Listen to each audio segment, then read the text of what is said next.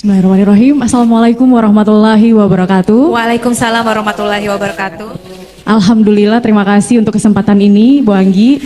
Mohon izin, saya ingin menanyakan dua hal kepada Bu Isa. Pertanyaan, oh ya, sebelumnya izinkan saya memperkenalkan diri. Saya dengan Ibu Dita dari Polres Lampung Selatan. Izin Ibu Ita. Ibu Dita, ya, dari Polres Lampung Selatan. Baik, langsung ke pertanyaan pertama. Terkait dengan bahasa kasih, Ibu Isa. Karena bahasa kasih kita yang berbeda, terkadang kalau mood kita masih baik sama suami, keadaan aman. Tapi kalau bahasa kasih yang berbeda ini mood kita lagi nggak baik, itu kadang bikin masalah. Nah, itu tipsnya bagaimana, Bu Isa? Kemudian yang kedua, anak saya berusia 4 tahun. Kebetulan dia banyak sekali diasuh oleh nenek dan keluarga saya. Nah, anak perempuan, Bu Isa. Nah, jadi untuk saat ini saya masih kesulitan menghadapi karena sepertinya atmosfer kasih sayangnya terpenuhinya dari lingkungan. Jadi saya udah berusaha untuk membangun bonding dengan anak, tapi sedikit-sedikit pilih neneknya, sedikit-sedikit lebih pilih neneknya, begitu. Iya, di Lampung juga, Bu Isa. Tapi karena keadaan yang memang memaksa saya untuk menitipkan si anak gitu kepada omanya. Jadi untuk saat ini usia 4 tahun udah kerasa banget bahwa dia lebih banyak ke oma. Jadi kalau kita mulai buat peraturan apa-apa, dia cenderung sulit untuk mengikuti gitu, Bu Isa. Mohon solusinya dan apakah kedepannya saya masih bisa memperbaiki maksudnya mengisi penuh kasih sayang saya terhadap anak saya tersebut. Masya Allah. Terima kasih. Wassalamualaikum warahmatullahi wabarakatuh. Baik, terima kasih Bu Ita di Lampung Selatan. Maaf, saya tanya boleh sedikit ya. Pasti Bu Ita sudah belajar juga tentang bahasa kasih sayang. Ya. Jadi Bapak Ibu, rupanya bahasa kasih sayang ini antara suami istri berbeda, Bu Anggi. Baik. Ya, waktu mengungkapkannya beda. Ya. Jadi ada teori namanya teori baterai kasih sayang di otak manusia.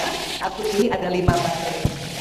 Jadi menurut para ahli, rasa aman dan nyaman seseorang berbanding lurus dengan isi baterai kasih sayangnya. Ya. Kalau ditanya kira-kira di mana letaknya baterai ini, walaupun ya baterainya tidak seperti ini, tetapi ini diumpamakan oleh para ahli. Jadi posisinya di sini, di sebelah sini. Kalau baterai kasih sayang ini kosong, maka tidak ada energi yang jalan di sistem saraf tubuh ini sehingga badan ini malas untuk ya melakukan apa-apa untuk pasangan kita, kan gitu ya. Nah, semua orang ada 5 baterainya, semua orang. Baterai ini dicasnya dengan bahasa kasih sayang atau bahasa cinta, yaitu pujian, waktu berkualitas bersama, sentuhan fisik, pelayanan, dan hadiah. Ya. Bapak Ibu izin, ini 5-5-nya memang kita senang karena 5-5-nya ada di otak kita, Bu Anggi. Yang membedakan adalah komposisinya. Ya. Nah, Bu Dita, menurut Bu Dita baterai pertamanya yang mana? Ya, Ibu. Kalau untuk saya sendiri lebih ke kata-kata pendukung gitu dan menerima hadiah. Tapi terkadang Bu, Nah, Ibu senang kalau Ibu iya, kata-kata pendukung dan menerima hadiah. Tapi kadang-kadang kadang-kadang suami tuh bahasa kasihnya lain. Jadi kadang kita baper gitu, kayak nggak sayang lagi gitu, Bu Isa. Sudah betul, suami istri baterai kasihnya 5-5-nya ada, yang membedakan komposisi. Ibu tadi mengatakan, Ibu Dita yang pertama adalah kata-kata pendukung, yang kedua hadiah ya Ibu ya. Bapak yang mana tadi Ibu? Kalau Bapak itu lebih ke pelayanan dan quality time, waktu. Ya. Jadi memang begitu suami istri, beda baterainya. Inilah yang perlu kita ikhtiarkan untuk kita saling mengisi, kan gitu. Nah, tapi lebih sering perempuan yang belajar dan perempuan yang mengisi duluan. Ya. Artinya, Bu Dita, supaya ya baterai suami terisi, karena begini, kalau baterai tidak terisi, jadi sifat dari baterai ini diisi setiap hari, namun bukan 24 jam. Karena kalau 24 jam jadi rusak. Nah, kalau nggak sempat pun, ini paling minimal 3 kali seminggu. Apa yang terjadi bila baterai cinta atau baterai kasih sayang ini kosong? Penyimpangan perilaku adalah indikasi isi baterai sudah mencapai batas kritis minimal. Ya. Karena Ibu Dita, baterai pertamanya adalah kata-kata pujian, ya. Maka sebetulnya Ibu kepengennya didukung, dipuji gitu kan, Bu? Ya. Tapi dapat dari suami. Terkadang dapat, tapi beliau kan pelit untuk kata-kata gitu, Bu Isa. Jadi Jadi Ibu, bukan laki-laki atau suami ibu tidak ingin Iya. memuji. Satu, karena laki-laki kata-katanya cuman sedikit. Dan menurut penelitian Bu, 95% laki-laki yang menjadi suami susah mengucapkan I love you. Cuman 5% laki-laki yang menjadi suami bisa mengatakan aku sayang kamu, aku cinta kamu. Suami ibu yang termasuk yang mana? 95% atau 5%? 9. Yang suaminya masih masuk 95% itu namanya biasa Bu. Yang 5% itulah baru luar biasa. Itu satu.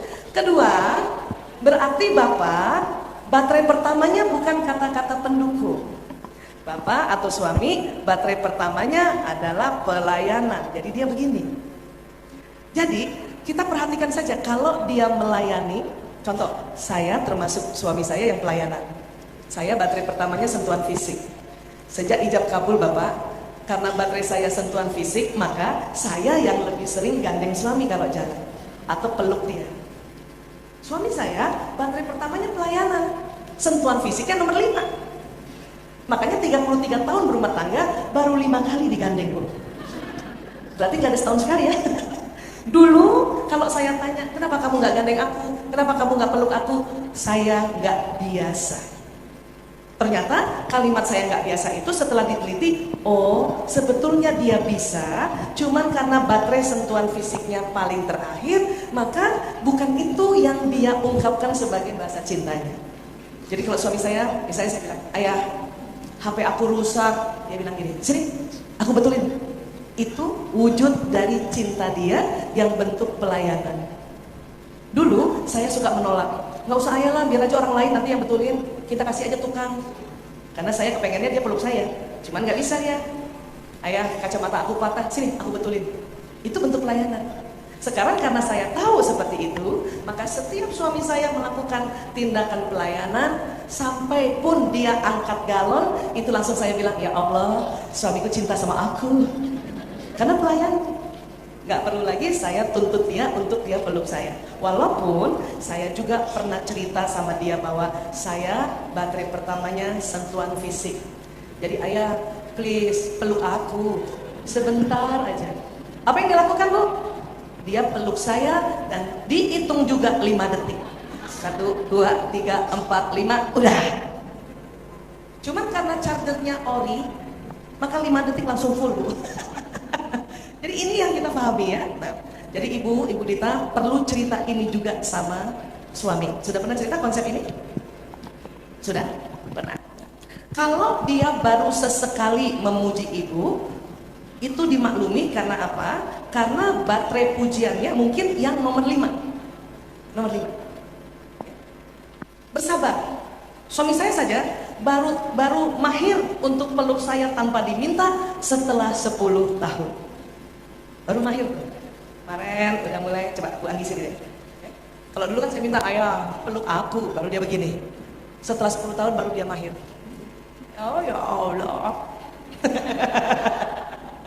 Tapi beginilah, ini yang membuat kenapa suami istri itu, saya sering ditanya, Bu Luri, Aisyah suami kamu baik gak? Ya Allah baik banget saya bilang, karena dia selalu ingin melayani. Cuman saya belum tahu ilmu ini, apa saya bilang? Apa yang saya bilang? Tapi apa yang kurang ya? Apa yang bikin hampa? Oh, baterai cinta suami istri yang berbeda di baterai pertamanya. Makanya perlu disiasati. Jadi Bu Dita kalau emang mau didukung, dipuji, bilang, ayah, udah cantik gak aku? Puji aku, gitu aja. Memang dilatih Bu, suami itu dilatih. Nanti setelah 10 tahun baru otomatis. Paham ya Bu? Iya. Terus ibu juga kalau memang baterai keduanya hadiah, ibu juga bilang, ayah, baterai kedua aku hadiah. Jadi tolong bawain oleh-oleh kan gitu. Gak apa-apa Bu, harus ngomong ya. Nah, tetapi karena ibu yang belajar, ibu tahu baterai pertama suami pelayanan, maka kitalah yang cas terus. Suami saya senang sekali kalau dia sudah ada di rumah, duduk nonton TV, saya duduk di belakangnya, kayak pas pampres, kayak Mayor Teddy gitu loh. Lihat minumnya udah ada nggak? Karena dia teriak, kopi enak nih, siap kopi. Saya bikin kopi tuh Bu. Belum selesai bikin kopi dia teriak lagi, mangga ada mangga, siap ada. Itu pelayanan. Jadi karena saya belajar duluan, maka saya lebih baik charge baterai suami saya. Nah, baterai suami saya yang kedua pujian. Makanya itu yang saya pakai, pelayanan pujian. Walaupun bukan 24 jam. Sehari sekali aja lah. Oh, udah nge-charge tuh Bu, insya Allah. Ya. Bapak, Ibu, apa yang terjadi pada anak kita misalnya, yang baterainya pujian. Jadi Ibu bukan hanya suami istri saja yang harus diperhatikan, anak-anak juga. Anak yang baterainya pujian ya, seperti Bu Dita, punten nggak apa-apa ya pakai kasusnya Ibu ya. Ada kita sebut namanya word of affirmation. Cirinya apa? Anak ini selalu memuji dari kecil. Bunda cantik banget. Ayah ganteng banget. Atau dia muji dirinya. Bunda, hebat nggak aku? Cantik nggak aku? Ibu ada nggak punya anak kayak gini Bu? Dan setiap hari dia ngomong kayak gini. Kalau ada anak ibu yang setiap hari bicara kayak gini, maka baterai dia adalah yaitu kata-kata pendukung. Tolong dipuji. Banyak ibu-ibu suka nggak bisa muji karena mikir apa yang harus dipuji. Udah otomatis aja puji. Kakak, selamat pagi, misalnya baru bangun dia.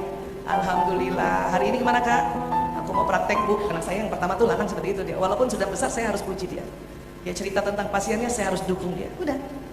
Anak yang baterai pertamanya kata-kata pujian, tetapi kita nggak charge berbulan-bulan, maka dia akan menjadi anak yang suka mengejek dan menjelekkan orang lain. Jadi kebalikan. Kalau dia ngebully temannya, ini kena bully verbal.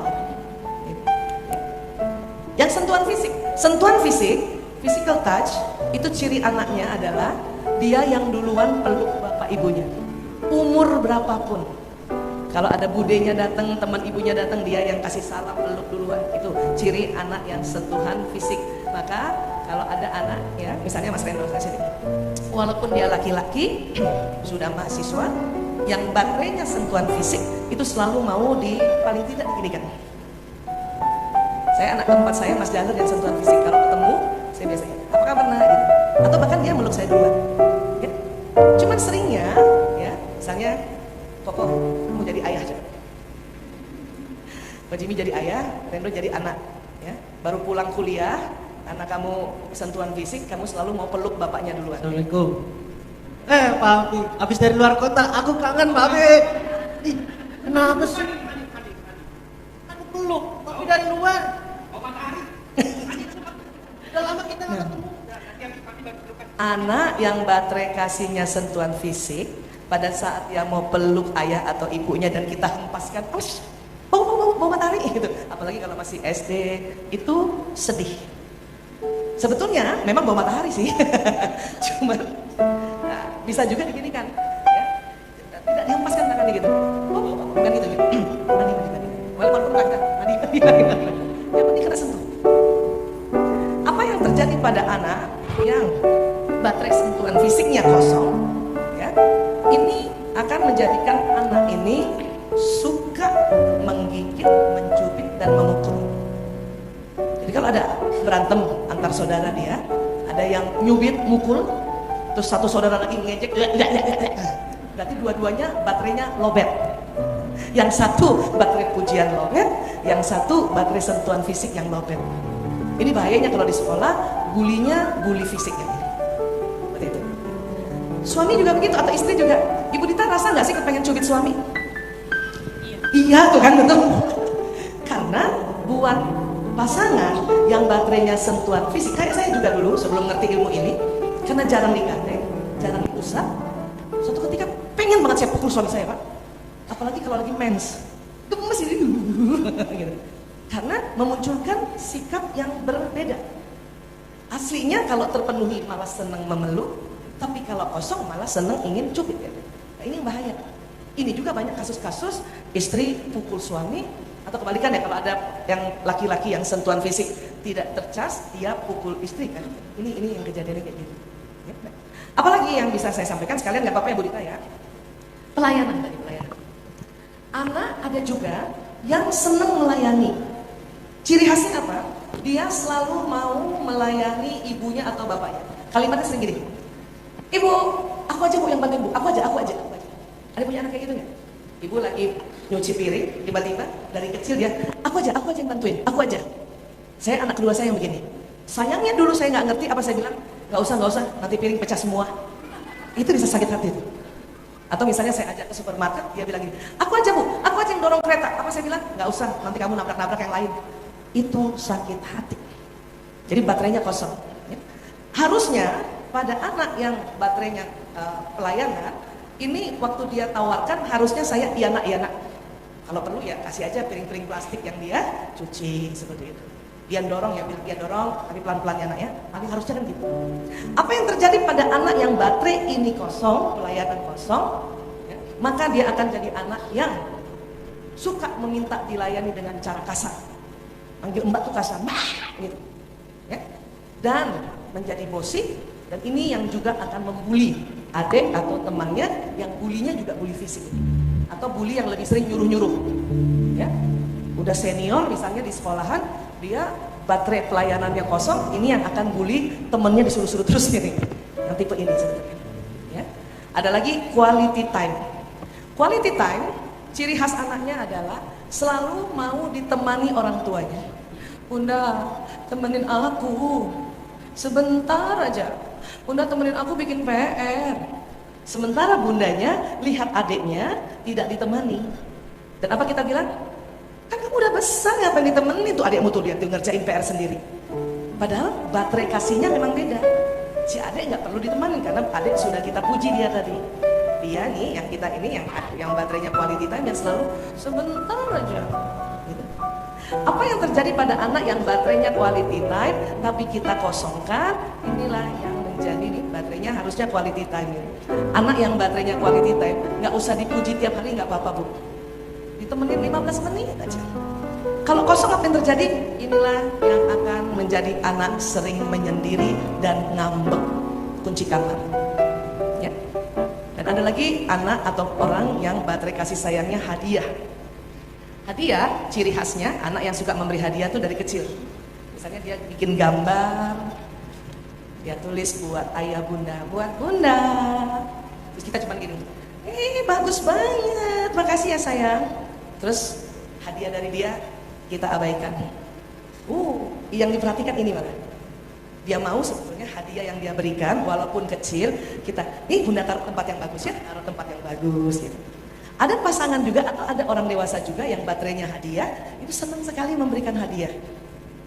Ibu ada suami ibu yang selalu kemana-mana bawa pulang hadiah bu? Kasihan ibu. Itu nggak usah protes, berarti baterai pertama bapak bukan hadiah. Tapi kalau ibu dapat suami yang baterainya hadiah, jangankan keluar kota, sama-sama di kota aja, dia pulang bawa martabak, bawa pisang goreng, bawa hadiah pasti. Ya. Dan baterai hadiah ini tadi nggak usah dipuji. Yang penting hadiah yang dikasih kita langsung pakai, kita hargai, atau kita kasih juga hadiah kecil pada dia. Apa yang terjadi kalau baterai hadiah kosong? Terutama pada anak-anak, inilah yang menjadi sangat pelit dan tidak suka berbagi. Bahkan ekstrimnya, ibu pernah tahu kasus kleptomania? Yang suka ambil barang-barang yang nggak bermanfaat, maksudnya kecil-kecil aja, itu dia. Artinya baterai hadiah anak ini kosong. Ya. Dan kalau nanti saya ditanya, gimana caranya supaya suami ngerti saya, ibu cerita konsep ini. Nanti makalahnya saya kasih ke ibu ya, ibu ngobrol sama suami. Terus kalau suami lupa, bukan berarti dia nggak suka, memang itu nggak biasa karena dia baterainya terakhir.